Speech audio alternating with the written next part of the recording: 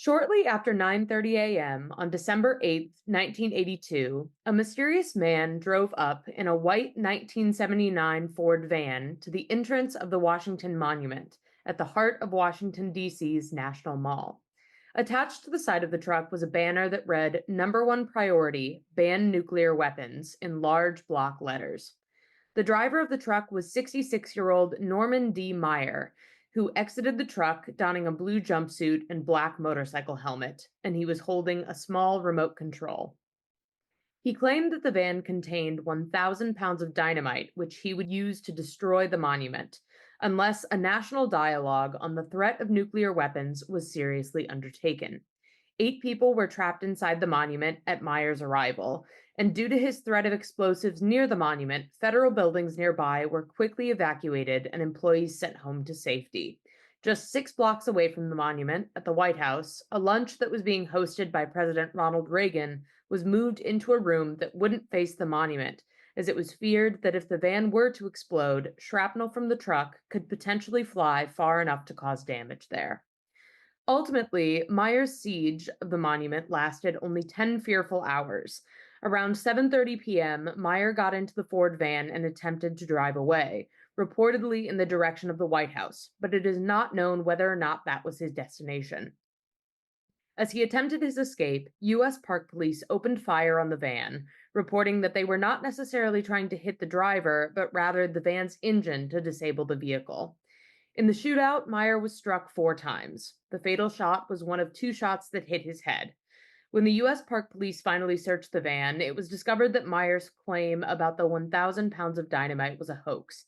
Even though it was a hoax, explosive experts reported that 1,000 pounds of dynamite would not have destroyed the monument as Meyer claimed, but experts did state that the power of the blast would have created some minor structural damage to the monument, and ultimately, it would have been shrapnel from the truck that would have caused the most damage. Luckily for everyone on and around the scene that day, as well as the general public, the explosive element of the incident ended up being just a threat. On today's episode of Law and Disorder, we are going to talk about Norman Meyer's siege on the Washington Monument. We'll discuss what led up to the stunt that captivated news audiences that day, but we'll also talk a little bit about the law enforcement response to the event and the lessons that were learned from the incident.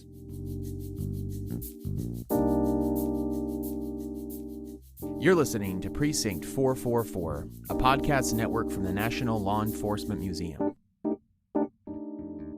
Today we're bringing you an episode from Law and Disorder, where we dive into the world of true crime stories with memorable cases that have lasting effects for law enforcement.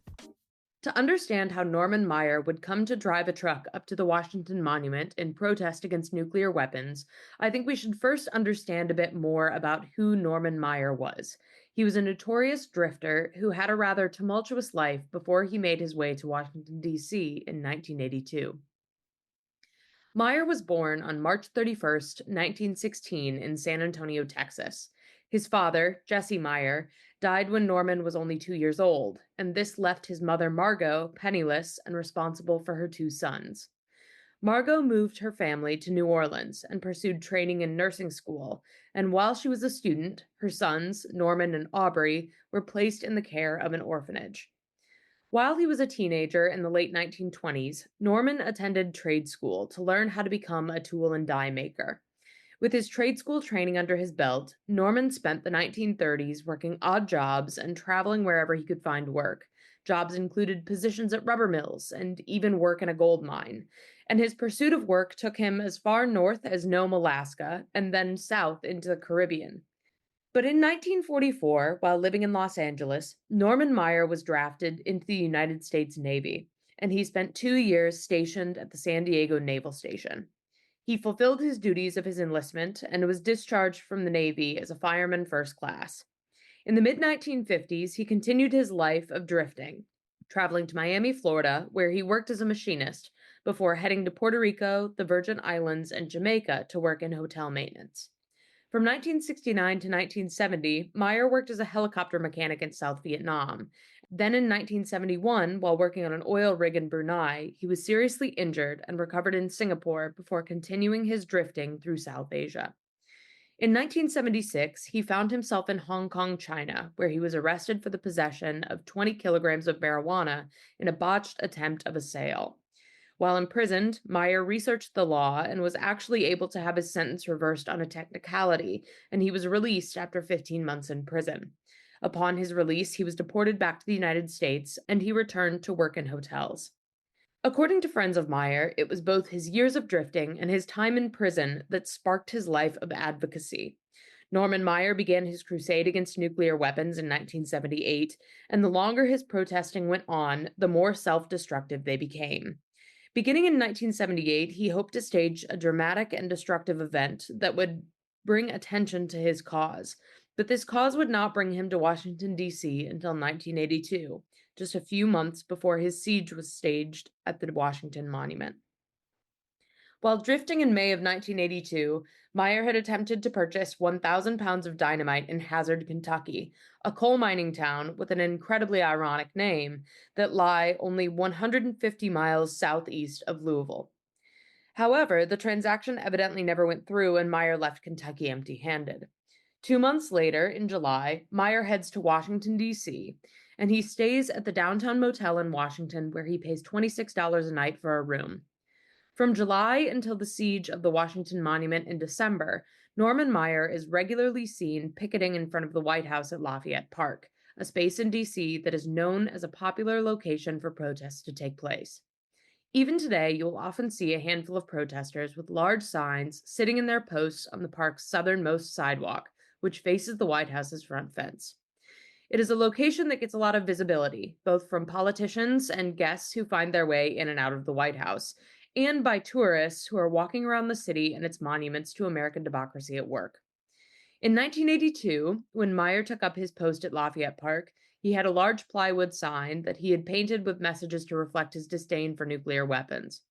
At first, Meyer's method of protest was polite and civil, but after a while, his cause consumed him, and when paired with months of protesting in front of the White House, Meyer felt that his method of protest wasn't getting him anywhere. He returned to his idea of a drastic and dramatic show of protest, something that could actually make headlines and, in his mind, could theoretically make a difference. Wednesday, December 8th, 1982, was the day of this dramatic demonstration on behalf of his cause. Norman Meyer loaded up his white 1979 Ford van with Florida license plates and headed to the heart of the nation's capital, the 555-foot tall stone obelisk that was constructed in memorial of our nation's first president. Shortly after 9:30 a.m. that morning, Meyer drove his truck up to the monument and parked it in front of its main entrance. On the side of the truck, he had written, "Number one priority, ban nuclear weapons," in large block letters. Meyer hopped out of the van, and he was wearing a blue jumpsuit, similar to something he might wear as a mechanic, and a black motorcycle helmet. He was holding a rather menacing looking black box that looked like it belonged to a drone or an RC controller, and a manila envelope. Meyer was immediately approached by park rangers, and the National Mall is a site protected by the National Park Service, and you hardly ever see vehicles driving directly up to the monuments, especially full-sized vans. Meyer told the park ranger that his van contained 1,000 pounds of dynamite and he would, quote, reduce the monument to a pile of rock, unquote, if his demands were not met. He handed the ranger the manila envelope, and on the outside of the envelope was a handwritten request to negotiate with someone from the media, specifically an individual who was a single person without dependents. Inside the envelope was a note with a far more ominous message. It read, quote, as an act of sanity, ban nuclear weapons or have a nice doomsday. Police immediately sprang into action in response to the explosive threat. When Meyer pulled his truck to the front of the monument, he had effectively trapped 8 people inside, 6 tourists and 2 U.S. Park Service employees. Multiple agencies immediately got to work, and the FBI sent explosive experts to begin to assess the threat posed by the 1,000 pounds of dynamite that was reportedly in the back of Meyer's van.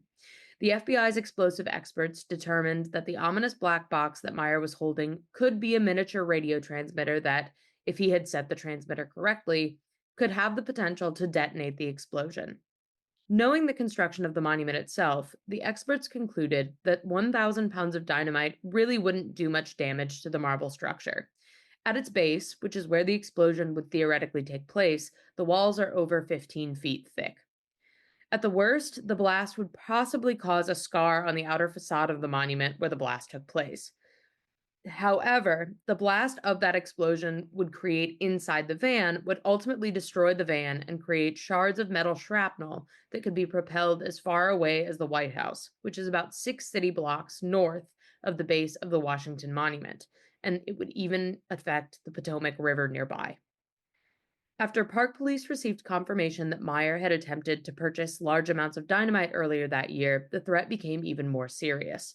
Evacuations of visitors had already begun around the National Mall, but realizing the threat from the shrapnel from the explosion could cause led U.S. Park Police to begin evacuating buildings that were near the mall's perimeter, including 7 nearby museums and over 20,000 employees of the Department of Agriculture and the Department of Commerce, which are headquartered nearby. Shortly after noon, the member of the media that Meyer had requested finally arrived.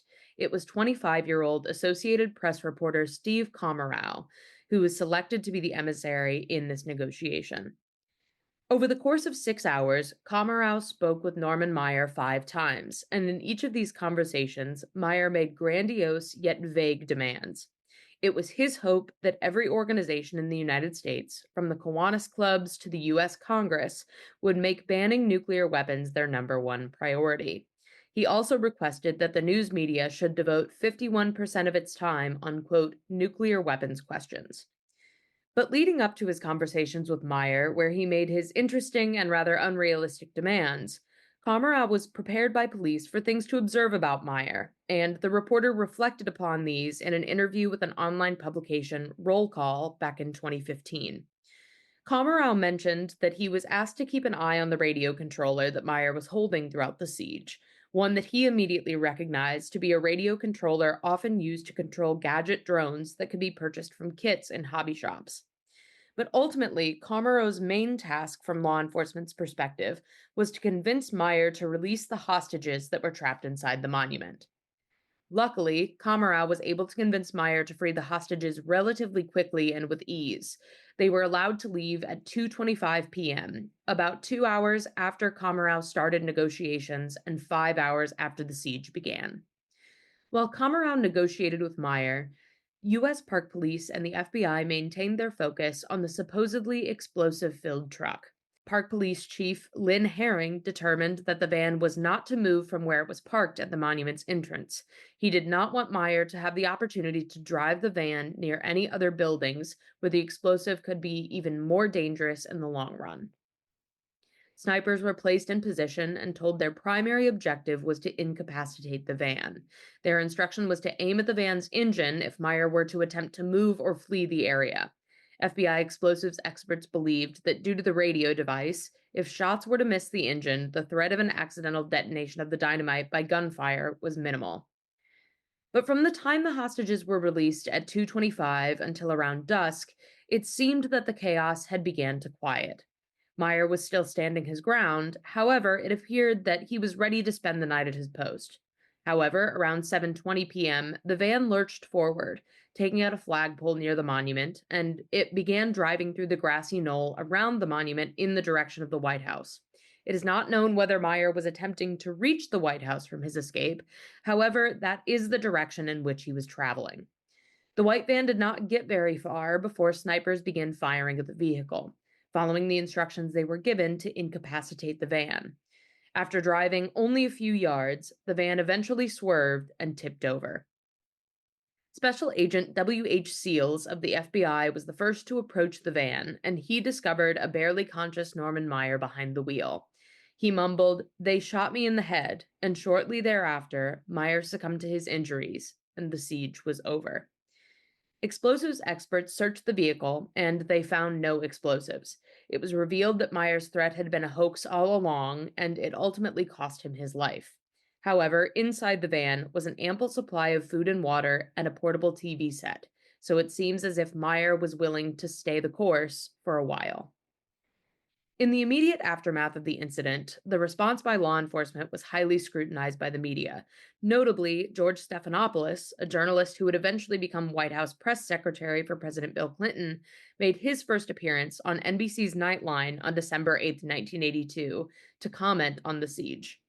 Stephanopoulos had met Meyer multiple times earlier that year while he was working as an intern at the Carnegie Endowment for International Peace, an organization that Meyer often visited to discuss his stance on nuclear disarmament.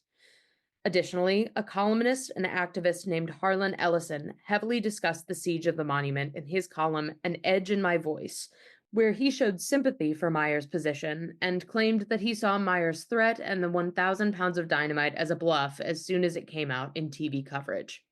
But reflecting upon the incident, U.S. Park Police Chief Lynn Herring told media outlets that he would not have done anything differently. He asserted that the U.S. Park Police were trained to keep U.S. national parks safe, and that is exactly what they did on that day at the Washington Monument. Regardless of whether or not the 1,000 pounds of dynamite could have done much damage to the structure of the monument, the threat of an explosion on a site like the National Mall, which today receives up to 25 million visitors per year, is a clear threat, especially when the threat is moving out of an area that had been evacuated and secured. The Washington Monument siege is one of those moments in DC history that leaves you reflecting on how much has changed between the 1980s and today. One of the most glaring questions that comes to my mind is whether or not the response to this incident would have been different if Meyer, or someone like him, had staged a similar siege at the Washington Monument in our post 9/11 world. Obviously, hindsight is 2020, so I'm not going to volunteer an answer, but I do think that it's something interesting to reflect on as we leave one another at the end of this final Law and Disorder episode of 2024. I hope you've enjoyed this episode as we discussed a case that took place here in our backyard in Washington, D.C. And speaking of Washington, D.C., if you find yourself here during the holiday season, be sure to pay us a visit at 444 East Street Northwest. The museum is open Thursdays, Fridays, and Saturdays from 10 a.m. until 5 p.m., and we would love to see you here in person. Once again, thank you for joining us today, and we'll see you back here at the precinct in 2025.